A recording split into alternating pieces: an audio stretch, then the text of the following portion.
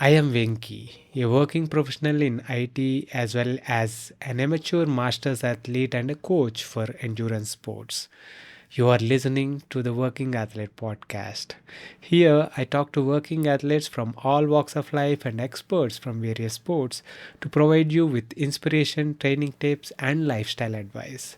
If this is something that interests you, I have a small request from you. Please subscribe to the channel on YouTube, Spotify, Apple Podcasts, or wherever you get your podcasts from. You can also let me know what you like and what you would like to listen to more of by commenting in the comment section on YouTube.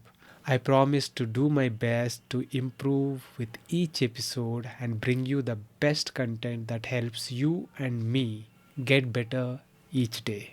This episode is brought to you by The Bike Affair. If you are in search of a one stop destination that caters to all your cycling needs, our today's sponsor, The Bike Affair, is the perfect place to check out. I have known the founders of The Bike Affair, Krish and Gokul, personally for nearly 15 years now. In fact, my first century ride was with Krish back in 2008. They are both exceptional human beings and entrepreneurs that believe in providing exceptional service to their customers. And it shows.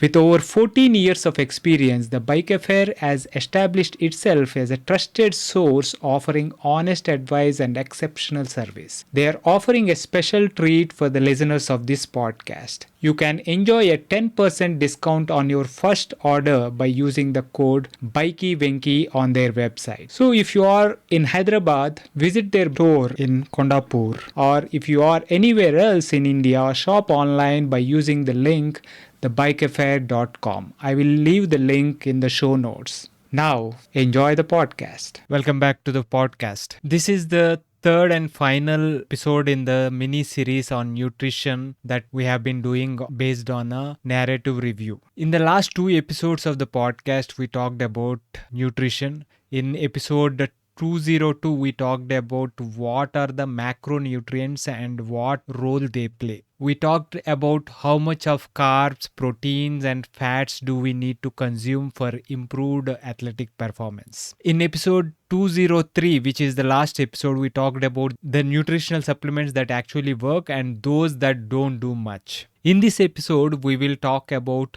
nutritional timing. What should be pre-exercise nutrition, during exercise nutrition, and post-exercise nutrition. At the end, we will talk about how this applies to various types of events from our club racing to endurance and ultra-endurance cycling. Like the last two episodes, this is also based on the narrative study Athletes Nutritional Demands, a narrative review of nutritional requirements. It is a research paper published on National Library of Medicine or National Center for Biotechnology Information. I will provide the link to the review paper in the show notes. Let us start with pre-exercise nutrition. This review says consuming 150 to 200 grams of carbs 3 to 4 hours before exercise has shown to significantly increase muscle glycogen reserves, ultimately contributing to improved exercise performance. Additionally, it is advised to include healthy fats in the diet 6 to 5 hours before exercise. Conversely, to prevent gastrointestinal discomfort, it is recommended to avoid fiber consumption 2 to 3 hours before engaging in physical activity. This cannot be more clear and more straightforward,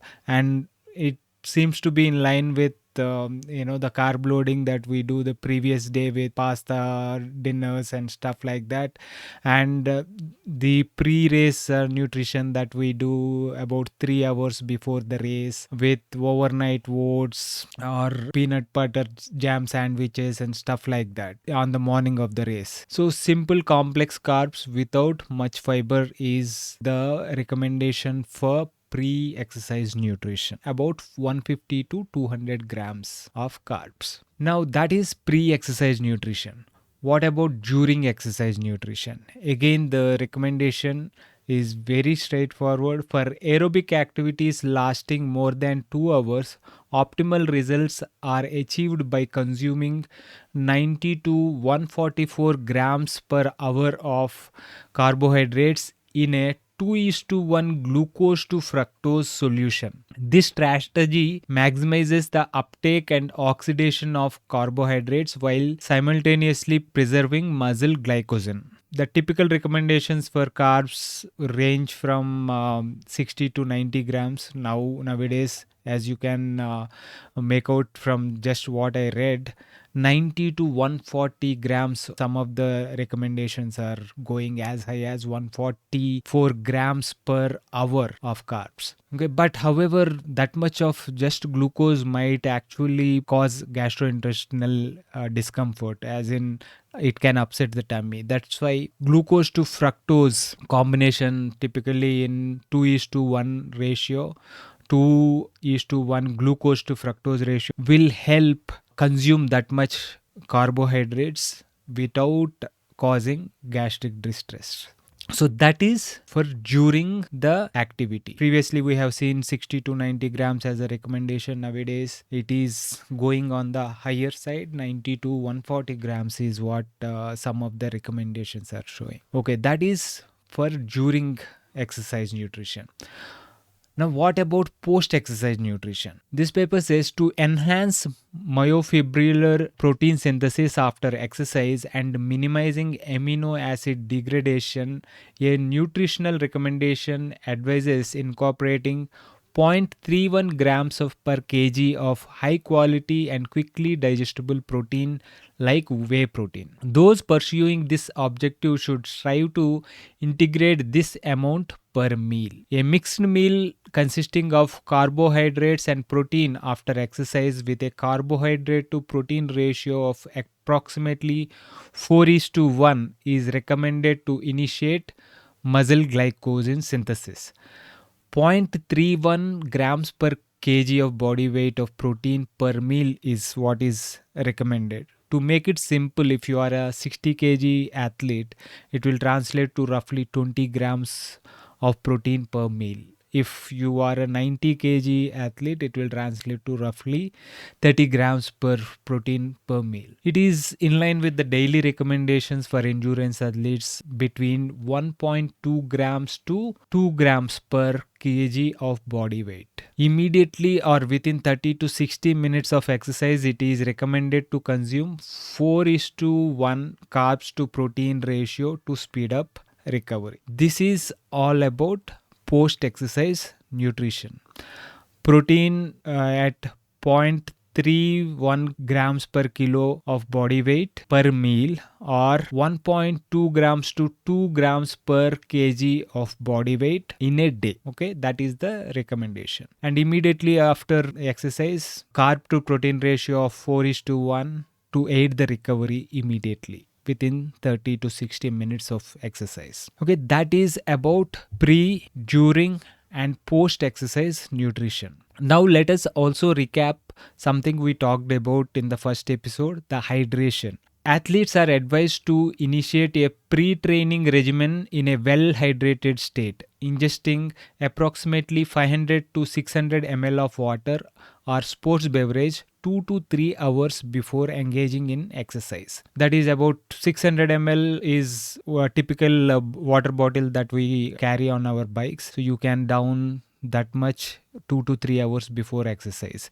An additional intake of 200 to 300 ml of water or a sports drink is recommended 10 to 20 minutes before the onset of exercise. So 10 to 20 minutes before the exercise, maybe half a bottle you can down. Throughout the training session, fluid replacement should align with sweat and urine losses, endeavoring to sustain hydration levels while minimizing the weight reduction to less than 2%. If the body weight loss is more than 2% of body weight is lost due to dehydration, it is shown to cause severe performance degradation. So you got to keep hydrating and taking your nutrition so that we don't lose more than 2% of body weight due to dehydration. Typically, this goal can be achieved by consuming 200 to 300 ml of fluid at intervals of 10 to 20 minutes or 600 to 900 ml per hour. Post activity, the focus of hydration should be on rectifying any fluid deficits incurred during the practice or competition. So it's pretty clear. 500, half a liter or 600 ml 2 to 3 hours before the start of the exercise, and another half a bottle or a typical glass is about 250 ml. You can down that 10 to 20 minutes before the exercise, and then during the exercise about 600 to 900 ml per hour during, based on the intensity and the sweat rate and all these things, so that you do not let the body weight reduction due to dehydration to more than 2% of the body weight. So that is the hydration. We talked about pre-exercise, during exercise, and post-exercise nutrition, and what is hydration looking like. These are the recommendations. While the research paper was long and a bit dense, I tried to synthesize that recommendations a bit clearly for you. Now let us talk about how we can use these recommendations for various activities we do, like endurance rides, races, ultra endurance races, or brevets that we typically do in our community. We can categorize endurance cycling based on the intensity and duration of the ride. Typically, the endurance activity is zone 2, what we call endurance zone or conversational pace rides. They can range from 2 to 6 hours, rides from 6 hours and upwards to all day or even multiple days can be categorized as ultra endurance rides. At least that's how I see them. How can you fuel for these rides based on what we have learned from the last couple of episodes and on the nutrition earlier in this episode that we just learned about? It could be that you are going on a 4 to 6 hour ride, a 200 to 600 brevet, or you might be doing one of those supported or self-supported ultra races. The suggestions for pre, during and post race nutrition mostly holds good. It doesn't really vary much. However, the quantity can be dictated by the duration and or intensity of the activity. What do I mean by that? The quantity of carbs might have to be on a higher end of the recommended dosage on longer events, while you could get away with lower end of recommendation when the endurance ride is shorter. Similarly, if your event is short but very intense, you might have to go with the higher end of that recommendation. The recommendation typically we just talked about 60 to 90 grams or sometimes 90 to 140 grams of carbs per hour. The longer the event, the higher amount of carbs per hour you need to consume.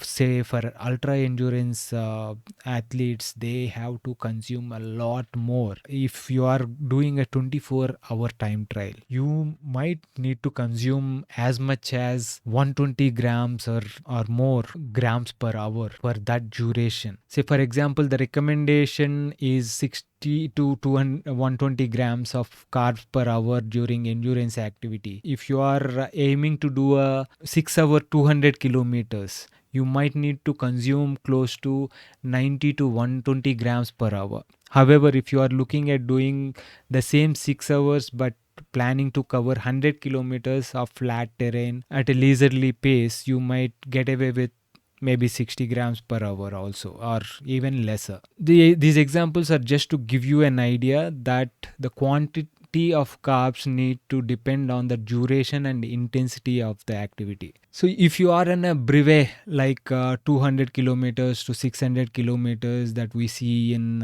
our community, you can still follow the nutritional guidelines, but the carbs you are getting need not be from gels or carb drinks like you would do in a race. If you can carry stuff like chicky, dry fruits, dates, or anything that works for you, you can carry and consume while riding. anything. What it does is it provides a continuous supply of energy, and you will not be feeling famished at any given point of time. If your energy is going low, if you are waiting for that lunch point or a feed zone without consuming anything in between, you might be going there and hogging like anything.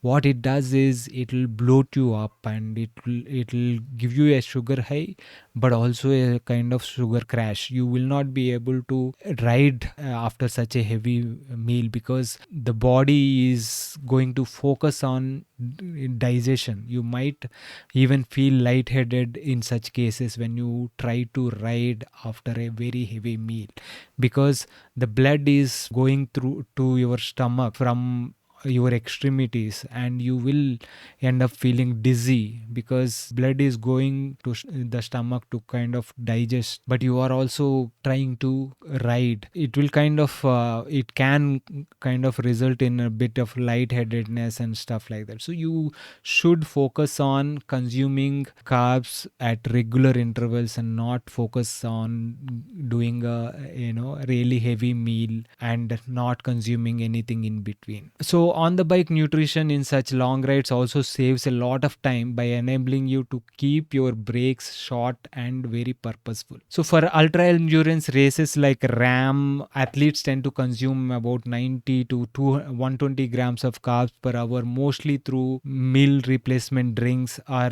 easily digestible foods that are palatable over multiple days of racing. One has to pay constant attention to calorie intake to avoid fatigue and weight loss during such really long events. Ultra endurance events are famously known as eating races more than the riding races, because how much can you eat and keep it down determines your performance in such really long ultra endurance events. On this podcast, we have talked to ram finishers like Srinivas Gokulnath, Amish Ahmad, Kabir Rachure, and Bharat Pannu. While what exactly they eat might be differing, all of them stick to these nutritional principles that we talked about to ensure their success in these ultra events. We talked about the Brevets, we talked about the ultra events. What about the club races that we do? For races that we do locally, like BBCH races, bar races, a pre-race meal of overnight oats or PBJ sandwich 2 to 3 hours before, followed by a gel 10 to 15 minutes before the start, ensures that you are topped up with your glycogen reserves. Once you start racing, consuming a gel every 20 minutes or so, or about 90 grams per hour of carb drinks, keep the energy supply constant throughout the race, will ensure that your energy stays up throughout the race and you are able to perform to your best. Okay, again, post race recovery shake, 4 is to 1 carbs to protein mix will help your recovery. The 4 is to 1, when I said carbs to protein, one of the comments in the earlier episode from a good friend is you're talking about biryani, right? So yeah, biryani could be a good post race recovery meal. Why not? Whatever works. Okay, in all seriousness, that's about it. That brings a close to this episode and this series of 3 episodes we did on various aspects of nutrition based on this narrative review paper. I hope you found it useful. Let me know in the comments on the YouTube if you found it useful, or if you want to hear something else about nutrition, or any other topic that you would like me to cover on this podcast. Also, if you are finding these useful, please consider supporting the podcast by subscribing to it on YouTube or wherever you find your podcasts. It really helps. Thanks again for your continuous support. See you next week with another episode.